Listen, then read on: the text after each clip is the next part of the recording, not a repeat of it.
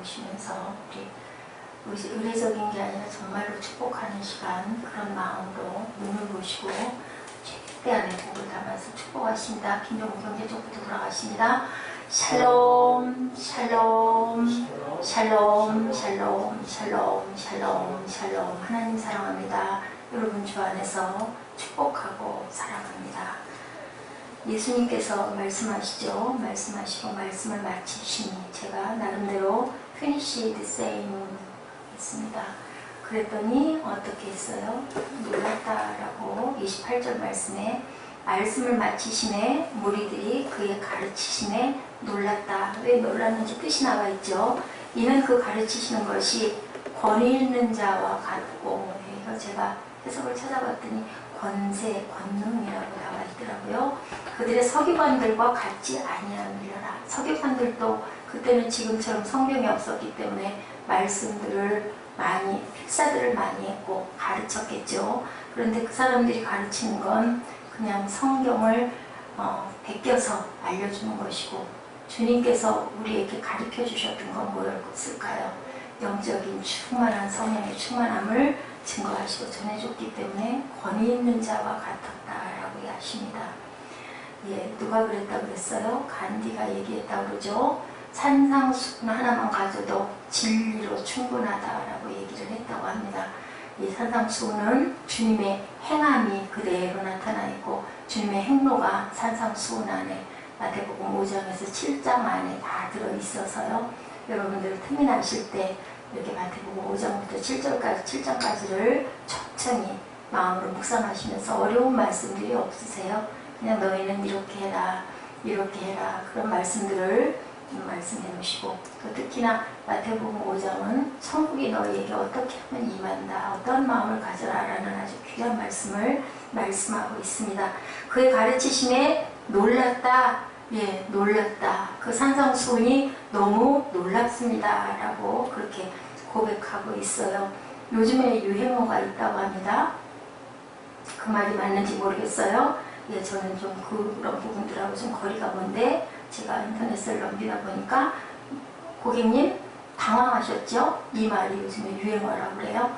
그러니까 뭐 굉장히 세일즈가 이렇게 아주 활성화되어 있고 전화로도 상담을 굉장히 많이 하죠. 그러다 보니까 이 말이 나온 것 같아요. 고객님 당황하셨어요? 예, 놀라운 말씀에 여러분들 당황하셨습니까? 그런 적이 있으십니까? 가슴에 부딪혀 오면서 하고 놀라실 때가 있으시니까 하나님 말씀으로 이렇게 당황하실 정도로 놀라시는 축복을 받으시는 저와 여러분 되시기 바랍니다. 예, 예수님 말씀은 이전에 사람들이 전한 말씀과는 완전히 달랐다. 서기관들이 전했던 것과 같지 아니하였다라고 얘기합니다.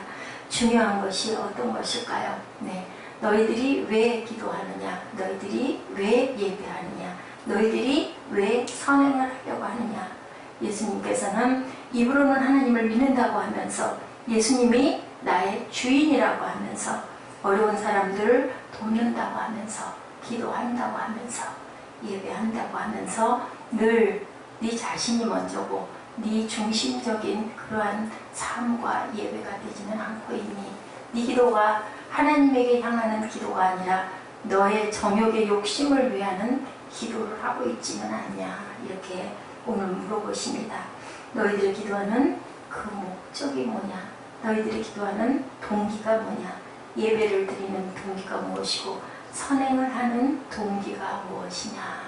어느 가정에서 어머니가 오래 사셨어요. 80세까지 사셔서 요즘에는 한갑 때는 한갑잔치들을 안 하시죠. 대개는 칠순잔치가 고이 맞나요? 고이잔치를 하고, 그런데 이제 8순이 되셨으니까 오래 사셔서 너무 감사하잖아요. 예, 그것을 모르겠어요. 자녀들 마음 안에 부모님이 아니면 어머니가 아니면 아버지가 너무 오래 사셔서 부담이 되는 분들도 있을지는 모르겠는데 어찌됐든 이 가족은 어머니가 80까지 정정하게 사셔서 자식들이 아마 잘 자라줬나 보죠. 그래서 8순잔치를 하면서 어떻게 음식은 어떻게 하고 어디를 정하고 며칠 날 하고 이런 거를 굉장히 아주 번다하게 상의를 했다고 합니다. 한 5, 6남매쯤 되는 그런 가정이었던 것 같아요. 그랬는데 제일 어린 매제가 문득 변화가는 그런 이야기를 하더랍니다. 예, 이거를 과연 엄마가 그 본인이신 팔순을 맞으시는 그분이 기뻐하실까요? 라고 얘기를 한 소리에 장남인 마다들이 멈칫했다고 그래요. 우리가 지금 무엇을 하고 있을까? 여러분들 무슨 얘기인지 의미가 생각이 나십니까?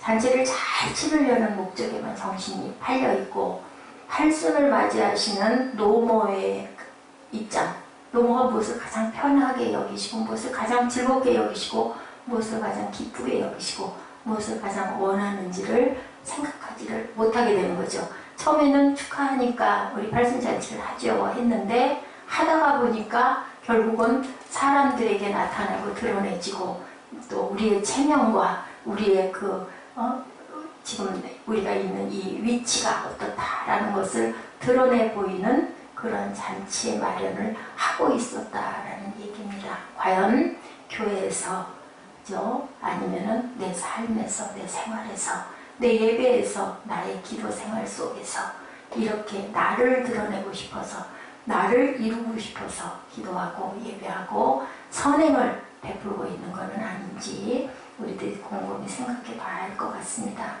너의 삶을 하나님이, 나의 삶을 하나님이 당신의 삶을 과연 기뻐하실까 생각해 보셨나요? 우리가 예배를 드릴 때 전신부 예배를 드려서 하나님의 정말 기쁨을 가득 담고 우리에게 축복을 해주시는 그런 느낌을 받으신 적이 과연 있으신지. 우리는 관객이 아니라 뭐라 그랬어요? 연출을 하고 우리가 직접 몸소 뛰어들어서 예배를 잘 만들어서 하나님께 올려드리는 거죠. 그러면 관객은 누구세요? 하나님이 관객이세요. 예수님이 관객이시고 성령께서 이 자리에 앉으셔서 우리의 예배를 바라보신다라는 생각을 여러분들 해보셨습니까? 그리스도의 몸으로 그리스도를 머리로 삼고 세워진 교회가 과연 요즘에는 교회의 이름을 드러내려고 선행을 하고 있지는 않은지, 훈련을 하고 있지는 않은지 참 우리가 깊이 생각해 봐야 할 부분입니다. 하나님이 정말 기뻐하시는 일을 우리는 하고 있는지, 소자에게 냉수 한 대접을 떠가지고 가서 대접하는 목회자들의 모습이 되어 있는지, 아니면은 교회가 드러나고 어떤 당회장이라고 그러죠. 좀 큰 교회는 당회장 목사의 영광이 드러나는 건 아닌지. 어땠어요? 초대에 캐더릭이 그랬었죠. 그래서 교황의 권위가 어디까지 갔습니까? 정치보도 앞에 있었어요. 모든 허락을 교황께 받아야 될 그때가 있다 보니까 나중에 엄청난 여러 가지 비리들이 드러나면서 마르틴 루터가 어떻게 해서 종교 혁명을 일으키려고 개혁을 하고 목숨을 바쳐서 투쟁을 해서 지금 저희들 신교가 이렇게 서 있습니다. 이렇게 우리가 하나님의 온전한 뜻을 잘 행하고 있었는지, 이런 사람의 얘기가 하나 있네요. 황해도 재령의 어떤 작은 교회에 정차별하는 장로님이 계셨다고 합니다. 앞에 문구점을 조그맣게 운영을 하면서 아주 어렵게 힘들게, 옛날에 문구점 참 가난했어요. 일만 많고 애들만 바글바글 하는데 또 거기서 없어지는 것도 굉장히 많고 아주 고된, 그러면서 마음에 늘 한이 됐던 게 뭐였냐면은 내가 11조를 못하는 거예요. 너무 가난해서 먹고 살 게 당장이 없으니까. 그게 가슴에 늘, 그분이 장로가 아니고 그때는 집사이거나 성도였거나 근데 어쨌든 은혜를 받은 때였겠죠. 몇십 년 전이니까. 그래서 그게 너무 마음에 애통해서 항상 그게 소원이었다고 합니다. 11조를 좀 하고 싶은데 어떻게 하면 좋을까. 그러다 어느 날 마음에 용기가 솟았다고 해요. 에라, 내가 11조를 안 해도 맨날 굶고 11조를 해도 굶고, 그러면 11조를 하고 굶자. 아주 이를 악물고 결심을 하고 10의 일을 하나님께 드리기 시작을 했다고 그래요. 어떻게 됐을까요? 10회를 그렇게 드리다 보니까 문방구점을 접고 건축 자재상을 하게 됐대요. 그 문방구가 아직은 도무지 안 되겠다 보니까 건축 자재상을 했는데 그때 마침 건축 붐이 일어났다고 합니다. 엄청난 떼돈을 벌게 돼서 아주 부유하게 됐어요. 11조를 하자마자 교회에서 11조를 내라고 이런 말씀을 드리는 게 아니라 실제로 있는 일이에요. 실제 그 교회가 지금도 있습니다. 그래서 돈을 많이 벌다 보니까 이제 허락 빠진 내 집을 좀 어떻게 집을 지어야 되겠다. 그래서 제목을 잔뜩 실어다 놨대요. 그런데 어느 날인가부터 마음에 엄청난 부담이 자꾸 오더랍니다. 내 집이 아니라 우리 낡은 우리 교회를 먼저 제대로 건축을 해야 되지 않겠나, 건축을 하지 않겠나. 그때 당시에 3만 원이라는 거금을 교회에다가 건축 헌금으로 심었대요. 그때 당시에 3만 원이 지금의 20억 정도 된다고 합니다. 그래서 성전이 멋들어지게 지어졌겠죠. 옛날 얘기니까. 그리고 머릿돌에다가 뭐라고 얘기를 했을까요? 그 장로님, 나중에 장로님이 되셨는데 정찬유 기념교회라고 머릿돌에다가 새겼대요. 어느 날인가부터 이 장로님이 교회를 나오지 않으시더랍니다. 그래서 담임 목사님이 황망하게 왜 교회를 나오지 않으십니까? 하고 집사님들을 모시고 사모님을 모시고 신방을 했대요. 그랬더니 이 정찬유 장로님이 가만히 앉아서 듣더니 예배를 끝내고 나서 저는 지금까지 그 교회를 하나님이 계시는 교회이기 때문에 제가 교회를 나왔는데 이제 그 머릿돌에다가 정찬유 기념교회라고 쓰신 걸 보니 이제는 하나님은 간 것 없고 정찬유와 그 자리에 주인이 돼서 있는 그런 교회를 나는 나갈 수가 없습니다. 라고 이야기를 했다고 합니다. 크게 깨닫고 그 목사님이 돌아오자마자 그 정찬유 기념교회라고 썼던 그 머릿돌의 글자를 깨끗이 지웠다고 해요. 그러자 그 뒷주일부터 장모님이 교회를 출석을 했다라는 그런 이야기가 있습니다. 여러분 이 이야기의 의미가 무슨 이야기인지 알겠죠? 나를 드러내지 말고 헌신하는 마음을 가지시기 바래요. 특히 우리 김종국 형제님 깊이 새겨서 들으시기 바랍니다. 내가 충성하고 내가 헌신하는 그것들 요즘에 자꾸 이거 갖다 주셔서 제가 말씀을 드리지는 않는데 너무 많이 도와주셔서 너무 감사한데 그것이 내가 주님의 손길을 느껴서 내가 하는 것인지 자원하여서 하는 것인지 아니면은 내 의가 드러나기 위해서 하는 것인지 우리는 본인은 알아요. 본인하고 하나님은 아십니다. 내가 먼저 섬기고 그게 금전이 아니고 헌금도 마찬가지고 없을 때는 헌금을 꼭 기도를 해야겠는데 주머니에 1,000원도 없을 수 있어요. 그럴 때는 그냥 헌금 봉투를 올리셔요. 그것 때문에 마음에 절대로 시험 들지 마시고 제가 그걸 살펴보지는 못합니다만은 빈 봉투는 제가 채워드릴 수도 있습니다. 마음이 중요한 것이지 근데 물질 가는 곳에 마음도 갑니다. 근데 내가 아까워서 안 하는 것은 그것이 하나님 보시기에 이쁜 모습이 아니지만 없는데 그래도 사모해서 예배드리고 싶을 때는 또 기도 올리고 싶을 때는 꼭 올리시기 바랍니다. 이렇게 우리들이 신앙의 문제는 그분 앞에서 우리가 어떤 마음 자세를 가지고 임하고 있느냐가 가장 중요한 거죠. 중심이 중요합니다. 그분을 나의 삶의 주인으로 모시고 있는가? 여러분들 아멘이십니까? 아멘. 주인으로 모시죠. 그분이 단지 나의 삶의 선생님 정도이신가요? 누가 그렇게 선생님 라비어 선생님이라고 누가 그렇게 많이 말했어요? 나의 주님 얘기하지 않고 아주 항상 선생님이라고 얘기했던 사람이 가룟 유다였었죠. 그랬더니 결국은 선생이니까 팔아먹을 수도 있었던 거예요. 나를 낳으신 창조주라면 어떻게 감히 은전에다가 돈 팔 수가 있었겠습니까? 그럴 수가 없었던 거예요.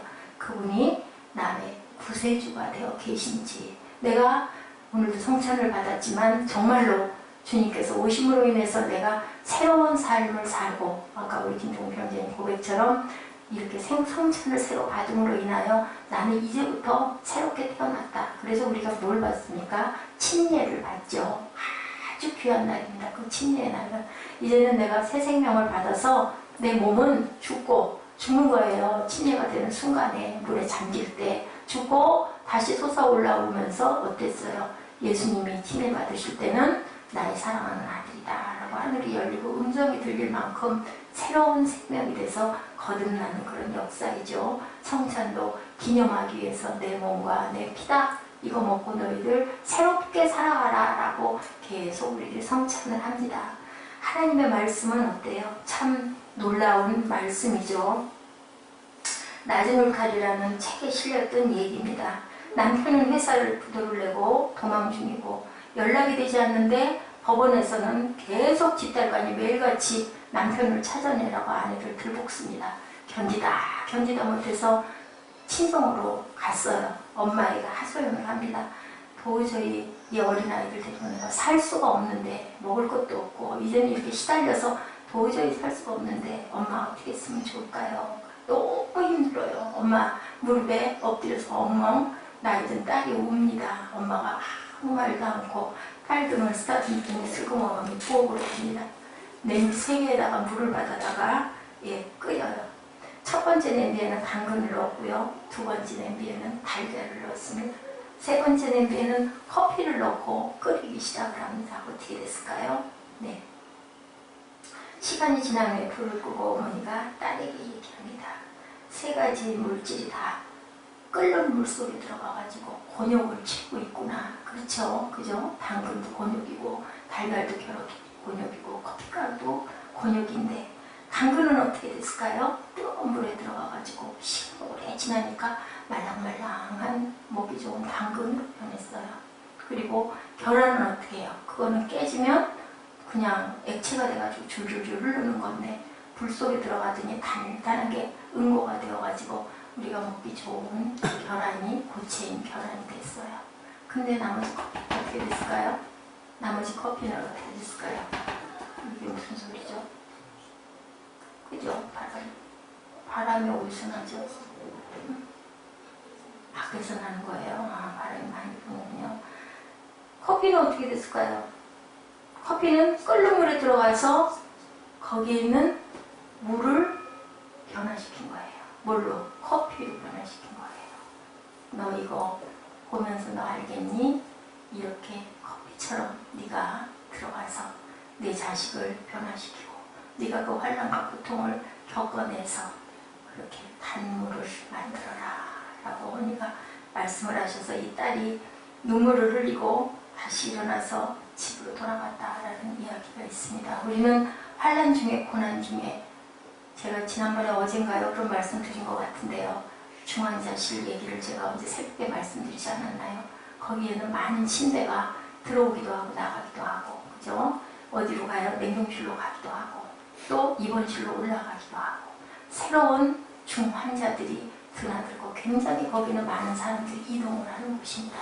어디를 바라봐야 될까요? 우리가 어떤 상황에 처하든 아래를 바라보면은 땅밖에, 땅속밖에 깜깜한 암흑밖에 안 보이는데 위를 쳐다보면 우리 믿는 사람들은 갈 곳이 있죠. 뚫린 하늘이 있습니다. 하늘을 쳐다보고 기도했을 때 하나님께서 놀라운 역사를 이루어주시죠.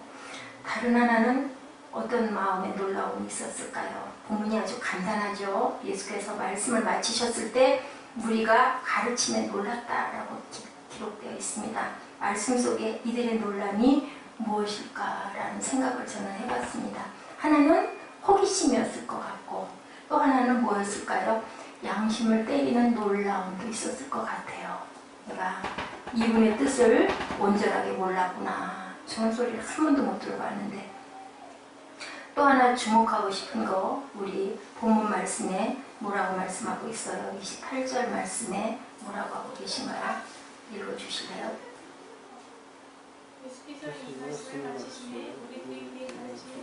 네, 뭐라고 말씀하고 있어요? 무리들이라고. 네, 제자의 삶을 살려는 사람들에게 맞춰 있는 말씀이에요. 믿는 자들에게, 믿는 무리들에게. 군중으로 앉아서 말씀을 들었던 사람들의 놀람과 제자의 삶을 살기로 작정한 사람들의 놀람은 다르겠죠. 질적으로 굉장히 다를 것 같습니다.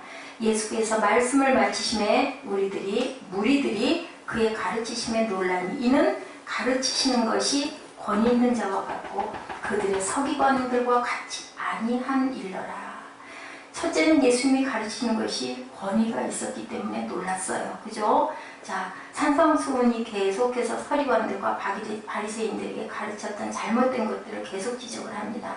옛사람이 말한 바라고 시작하죠. 예수님은 나는 너에게 이르노니 라고 말씀하고 계십니다. 항상 요한복음 1장 1절에 보니까 태초에 말씀이 계시니라. 이 말씀이 누구와 함께? 하나님과 함께 계셨다. 이 말씀은 곧 누구시라? 하나님이시라고 얘기해요. 예수님의 말씀이 바로 하나님이시기 때문에 권위 있는 말씀에 놀란 거죠. 그래서 권위 있게 들린 겁니다. 모세의 율법을 주신 분도 하나님이십니다. 그렇죠? 그렇기 때문에 서기관들과 바리새인들이 가르침이 하나님을 드러내거나 영광을 돌리려 하지 않았어요. 그냥 그걸 전하는 걸 누가? 내가 전한다. 요즘에 목회자들이 깊이 생각해 봐야 될 부분이에요. 권위 의식만 있는 것이 아닌지 생각해 봐야 됩니다. 영적 권위가 있어야 되는데 절대적 진리는 힘이 들어도 권위가 있죠. 예수님의 말씀은 심판 앞에서 어떻게 됐어요? 영원한 생명으로 다시 살아났습니다. 생명의 길로 가기 위한 어떤 길들을 얘기하고 계세요? 상상성 7장에도 보면 좁은 길로 너희들 들어가라 그러죠. 협착한데 그 길로 가면 그 길은 생명의 길이다. 넓은 길은 세상의 길이다 라고 얘기합니다. 누가 이 죽음과 심판의 문제를 해결할 수 있을까요? 예, 절대로 아무도 해결할 수가 없고 뭘로 해결할 수가 있어요? 정의가 공의가 해결할 수가 없어요. 50 때 전두환 대통령이 정의사회 구현을 그렇게 외쳤다고 그러죠. 다른 사람을 향한 정의의 가히 자신을 향할 때는 우리들 어때요? 그게 공평한가요? 공평하지 않죠. 정의사회를 구현하기 위해서 최선을 다했는데 자신의 업적이 다음에 인정되리라고 생각할지 모르지만 무엇이 없는 정의는 아무 소용이 없을까요? 주님이 말씀하신 제가 늘 우리 예배 초기에 여러분 사랑합니다. 하나님 사랑합니다. 고백하는 사랑이 그 안에 없으면 아무것도 소용이 없다라고 하죠. 정의사회 구현해놓고 그 대통령은 어땠었는지, 네. 나는 어땠었는지, 우리가 정의사회 구현을 과연 사랑의 마음으로 했었는지, 말씀의 권위가 있었던 것은 잘못된 질서를 바로잡고 하나님의 정의를 세우고자 했지만 그 바닥에는 주님의 마음바닥에 무엇이 있었어요? 사랑이 깔려 있었기 때문에 변화가 된 거예요. 물이 포도주가 될 수 있었던 거죠. 홍해바다가 갈라질 수가 있었던 거죠. 기적의 역사는 그 바탕에서 이루어져야 온전한 생명으로 솟아나는 줄로 믿습니다. 예수님의 말씀의 결론은 뭐예요? 사랑이에요. 사랑. 산상수훈도 마찬가지로 사랑입니다. 요한복음 13장 1절에 6월절 전에 예수께서 자기가 세상을 떠나 아버지께로 돌아가실 때 이른 줄 아시고 세상에 있는 자기 사람들을 사랑하시되 언제까지? 끝까지 사랑하신다라고 말씀하세요. 여러분들 끝까지 주님이 나를 사랑하신다는 것을 믿고 끝까지 가시기 바랍니다. 도대체 그게 언제인데 이런 거 생각하지 마시고요. 주님을 부르시면서 찾으시면서 앞만 바라보시고 십자가를 진 자들은 뒤를 돌아볼 수가 없어요. 십자가가 뒤에 딱 붙어있는데 어떻게 몸을 돌려 뒤를 돌아봅니까? 벽에 딱 달라붙어있는데 그리고 앞밖에 보이지가 않고 또 내가 할 수 있는 일이 아무것도 없어요. 십자가에 매달려 있으면 주님과 함께 우리는 우리의 옛사람이 못 박혀 있는 줄 믿습니다. 아주 기쁜 말씀이 있어요. 테레사 수녀가 사랑에 대해서 이렇게 얘기를 했네요. 어떻게 그렇게 많은 사람들을 사랑할 수 있었습니까? 했더니 테레사 수녀가 이렇게 대답합니다. 나는 단지 한 사람만 사랑했습니다. 누구를 많은 숫자를 14만 명을 사랑한 게 아니고요. 내 눈앞에 있는 한 사람을 나는 사랑했습니다. 한 사람을 사랑하고 한 사람을 사랑하고 한 사람을 사랑하고 그렇게 하다 보니까 42,000명을 내가 사랑할 수 있었습니다. 라고 이렇게 고백을 했다고 합니다. 많은 것을 하는 것이 큰 일이 아니고요. 큰 일은 어디서부터? 작은 일서부터. 조그만한 불씨가 큰 불꽃이 되죠. 그런 것처럼 작은 일, 내 앞에 놓여있는 일, 내 가족을 보호하는 일, 내 가족을 섬기고 내 가족을 편안하게 해주는 일, 그 일서부터 시작할 때 그 안에 뭐가 피어날까요? 주님의 사랑이 꽃으로 피어날 줄 믿습니다. 피어나는 그 꽃은 뭘까요? 생명이죠. 생명으로 피어나는 그런 꽃을 우리가 피울 수 있는 것입니다.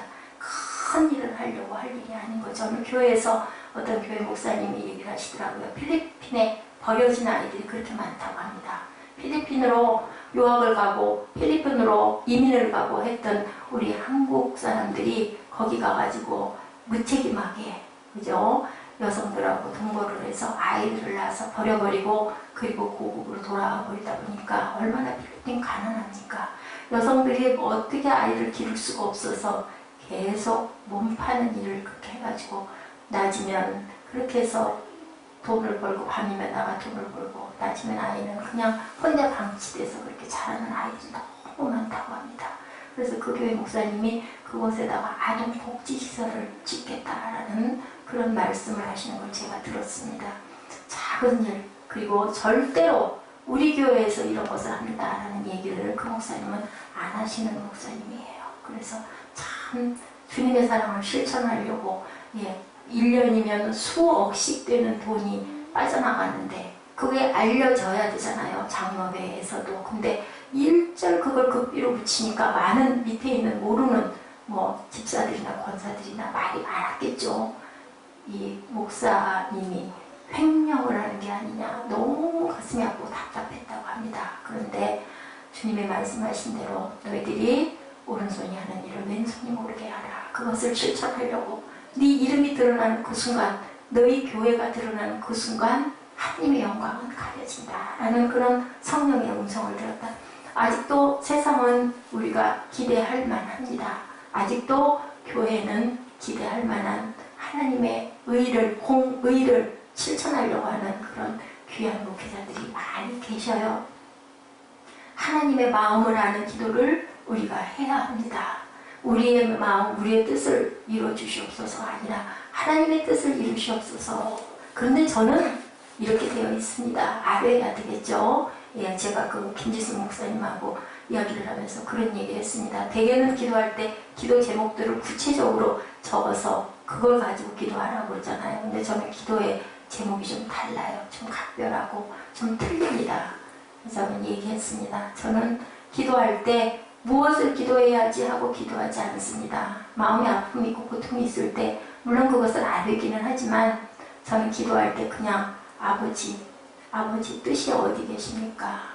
기도해라. 기도하는 마음에 감동을 주실 때 어느 날 문득 엎드려 4시간, 5시간씩 기도하게 해주셨을 때 2시간, 3시간씩 빠져서 기도하게 해주셨을 때 그냥 저는 무조건 기도합니다. 그러면 하나님이 답을 주셔요. 너는 이것은 이렇게 될 것이고 이거는 이렇게 될 것이고 그리고 내가 너를 보고 있고 너는 그 부분을 잘 극복할 수 있을 것이다. 그 눈을 뜨고 나면 달라진 것은 아무것도 없는데 눈앞이 환하게 밝아지죠. 너무 힘이 나죠. 기쁨이 넘치죠. 하나님께서 우리에게 응답은 이렇게 주셔요. 생활은 변한 게 아무것도 없지만 하나님이 나를 알고 계시고 내 안에 부어져 성령께서 역사하고 계시다는 그것을 느꼈을 때 항상 말씀드리지만 그 기쁨은 말로 할 수가 없죠. 두 번째로 예수님의 권위가 있었고 가르침이 서기관들과 같지 않다라고 얘기하고 있습니다. 그들이 어떤 사람들이 하나님 말씀을 필사하는 사람들이 서기관들이에요. 그런데 그들은 성경에 대한 지식이 굉장히 많죠. 일반 대중은 성경을 함부로 대할 수 없어서 지금은 뭐 평신도 사역을 얼마나 잘합니까? 성경 공부관도 많고 뭐 무슨 그 신학을 공부를 안 한 사람들도 아주 성경을 너무너무 잘 알아요. 근데 그 당시에는 그랬어요. 그런데 당연히 서기관들은 사람들에게 성경을 가르치니까 너무너무 잘 알아요. 그런데 근본적인 하나님의 마음을 모르는 지식을 가지고 전해가지고는 그 말씀에서 권위를 느낄 수가 없고 권위가 역사할 수가 없다라는 거죠. 하나님의 기적의 역사가 일어날 수가 없다라는 이야기를 하고 있습니다. 그들은 약자를 보호하기 위해서 법이 필요하다는 것은 알았지만 그들을 사랑하는 게 도대체 어떤 것인지를 몰랐던 거예요. 사마리아 사람 여러분들 아시죠? 선한 사마리아인 레위인도 지나가고 그죠? 율법자도 지나가고 유대인도 지나가고 다 들여다보다가 말고 지나갑니다. 바쁘니까 급하니까 나랑 근데 그 사람들이 여러분이나 저는 아닌가 글쎄요. 저는 두려워서 아이고 저걸 어떻게 아이고 저걸 어떻게 하면서 지나가진 않을까. 저 마음이 연약해서. 남의 얘기가 아니에요. 우리가 받은 사랑이 원수도 사랑하신 하나님의 사랑인 것을 알아야 된다는 거죠. 그것을 모르면은 안 된다는 겁니다. 그렇다면 우리가 사랑하지 못할 일이 없어요. 뭐 우리 다 원수인가요? 아무 상관없는 사람이 많잖아요. 요 제가 지난번에 말씀드렸죠. 내가 먼저 사과하는데, 내가 먼저 사과했을 때 그냥 사과하는 것으로 끝나지 않고, 하나님께 기도하는 것으로 끝나지 않고 가서 차 한 잔을 대접하는 마음이 어떤 마음이라고요? 온유한 마음이라고 말씀드렸어요.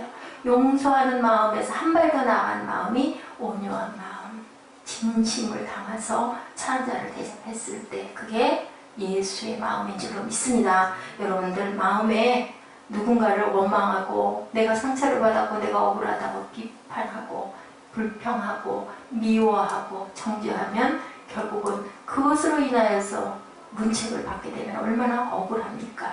주님의 마음을 닮으시기 바랍니다. 기도는 너희들의 욕심을 구하는 허공을 치는 노와 같이 말하라. 향방을 없이 그죠? 허공을 치는 주먹질이 되어서는 안 된다라는 거죠. 온전하게 하나님의 마음을 읽고 알고 기도했을 때, 그래서 호세아가 그게 호세아 인생이 어땠어요? 예, 그 고멜 자기 아내 얼마나 그렇게 끌어다 놓으면 도망가고 또 가가지고 못된 짓 하고 못된 짓 하고 또 가서 비싼 돈 치고 또 데리고 오고, 그러다 보니까 뒤돌아 고멜이 이렇게 오고 있는 모습을 바라보고 있는 호세아의 마음이 고멜을 바라보면서 마음에 감동을 받게 하는 그런 호세아, 하나님의 마음입니다. 내가 하나님을 힘써 알자라고 얘기하죠. 그런 마음이 돼야 할 줄로 믿습니다. 네, 요즘에 보시나요? 여러분들, 저는 드라마를 잘 안 봐요. 굿닥터라는 그 드라마 혹시 김종국 형제님 보신 적 있으세요? 네. 엄청 떴고 엄청 그 의미가 대단하다면서요. 네. 저는 우리 드보라 자매 생각이 나서 그 얘기를 잠깐 읽어봤습니다. 거기에 보니까 거기 나오는 주인공 그 여자 아이가 하나 있는데 지체 장애 남자인데요. 남자인가요? 네. 그 뭐예요? 그 자폐 네. 증세이 있는 그러한 그 의과대학교 다니는 학생인가요? 네. 그런데 거기 교수가, 저는 아무래도 의사들 그런 그 능력이 없는데 저렇게 길을 쓰고 의사가 되겠다고 달겨드니까 아주 한심해하고 한탄해하다가, 그런데 이 아이가 엄청나게 그렇게 아이를 사랑한다면서요. 애를 사랑하는 그 마음을 보면서 어느 순간에 엄청난 감동을 받으면서 깨달았다. 사람이구나. 사람이 사람을 살리는 능력이 있구나라는 것을 깨달았다는 그런 드라마의 그 줄거리를 제가 봤습니다. 맞죠? 사랑만이. 그래서 상담학을 해도 치유를 한다고 해도 어느 병원도 그걸로 인해서 많은 사람들 항상 100% 고치는 일이 없다 그러죠. 치유와 사랑은 뭐만 있었을 때, 사랑이 깊이 있었을 때 그 상대방을 치유할 수가 있죠. 제가 그걸 보면서 우리 드보라 자매도 열심히 하면 뭐든지 할 수 있을 텐데, 그래도 의과대학을 들어가서 학생이잖아요. 그 정도면 얼마나 그 어려운 상황에 공부를 열심히 했겠습니까? 안 될 거는 없는 거예요. 뭐든지 할 수 있는 거고, 마음에 하나님을 향한 마음이 있으면, 그 사랑의 마음이 있으면 무엇인지 이루어질 수가 있는데, 저는 그런 생각을 하면서 봤습니다. 정말 좋은 의사는 어떤 것, 사람을 사랑하는 의사구나라는 걸 깨달았다라는 그런 얘기가 달려있더라고요. 주님의 마음과 눈이 돼서 생명을 소중히 여기고 우리가 사랑하고 있는지, 내 마음에 드는 것이 진리가 아니라 하나님이 원하시는 것이 진리고 하나님이 원하시는 삶을 살아가는 것이 우리들의 삶의 행복이 되기를 주님의 이름으로 여러분 축복합니다. 하나님의 사랑은요 불가능한 게 없죠. 내 마음에 드는 것이 진리가 아니라 하나님이 우리에게 주시는 그 삶이, 하나님이 우리에게 주시는 삶을 우리가 기쁘게 살아갔을 때 그것이 바로 진리인 줄로 믿습니다. 마태복음 8장 1절에 제자들과 사람들의 반응이 나타나죠. 예수께서 산에서 내려오시니 수많은 무리가 따르니라. 예수님의 가르침은 다른 것이 있구나. 전통과 습관에 젖어 있었던 그들이 무엇을 바라봤을까요? 주님의 마음 안에 있는 생명을 바라보기 시작한 거죠. 눈이 뜨이고 그리고 귀가 열리고 가슴이 젖어듭니다. 수많은 무리가 따랐다 그러죠. 말씀 듣기 전에는 아무렇지도 않게 넘어갈 수 있었던 것들이 이제는 그럴 수 없게 되는 것. 눈이 뜨이고 귀가 열리죠. 마태복음 13장 53절에 이런 내용이 나옵니다. 한 번은 예수님이 고향으로 돌아가셨죠. 예수님은 그곳에 있는 회당에서 사람들을 가르치셨어요. 그때도 사람들 똑같은 반응을 보였어요. 예수님의 가르치심에 놀래요. 그러나 결과는 어때요? 이 사람의 이런 지혜와 능력이 과연 어디서 나왔을까? 목수의 아들 아니야? 정말 이상하구나, 놀랍구나 라고 얘기를 합니다. 우리가 무엇을 깨야 될까요? 고정관념을 깨뜨려야 할 줄로 믿습니다. 예수님을 믿지 않았죠. 배척했죠. 예수님의 가르치심을 듣고 놀란다고 해놓고도 결과적으로는 어땠어요? 떠나달라라고 얘기하지 않습니까? 내 돼지떼들이 다 죽게 생겼으니 떠나달라고 얘기합니다. 그런데 회당장은 뭐라고 그랬어요? 오소서 와서 내 딸을 고쳐주소서라고 합니다. 어떤 사람은 하나님을, 주님을 알고 바라보는 눈을 가진 사람은 환영해서 무엇을 받습니까? 구원의 복을 받는 줄로 믿습니다. 요한복음 6장 66절에도 주님의 말씀을 들었던 사람들의 반응이 나오죠. 그때부터 그의 제자 중에 많은 사람이 떠나가고 다시 그와 함께 다니지 아니하였다라고 합니다. 그랬을 때가 뭐라고 그랬어요? 주님이 너희도 나를 떠나려 하느냐라고 물어봅니다. 베드로가 그러죠. 진리의 말씀이 계신데 제가 어떻게 떠날 수가 있겠습니까? 라고 얘기합니다.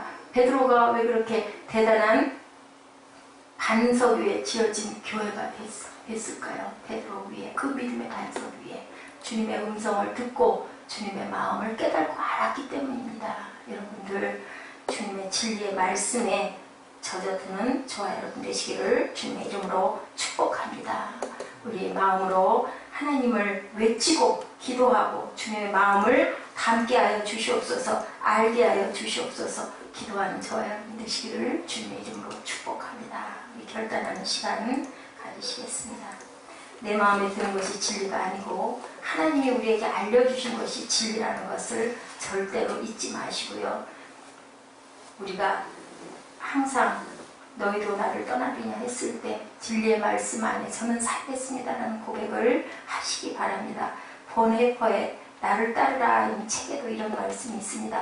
죄의 길에서 돌이키라고 형제를 부르는 준엄한 꾸지런 만큼 긍휼한 행동도 없다라고 해요. 왜요? 내 아들이기 때문에 네 그 길에서 돌아서라 라고 꾸중을 할 수가 있는 거죠. 죄에 대한 준엄한 꾸중을 우리가 듣고 우리가 항상 그것을 본받고 따라가는, 그것을 감사하고 아주 달고 단 말씀으로 내게 칭찬하는 자들을 좋아할 게 아니라 나를 꾸짖는 그 말씀이 주님의 말씀일 때는 그것을 아멘으로 들으시는 저와 여러분 되시기를 주님의 이름으로 축복합니다.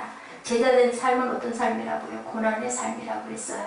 근데 그 뒤에는 영광의 면류관을 내가 너희에게 씌워줄 것이라고 말씀하십니다. 우린 세상에서 살아봐야 몇 년 살다 갑니까? 그죠? 짧은 기간 동안 살아가는 동안에 마음을 비우시고 하나님의 말씀 안에, 하나님이 우리에게 주시는 사명 안에 사랑을 담아서 실천하면서 살아가시는 저와 여러분 되시기를 주님의 이름으로 축복합니다.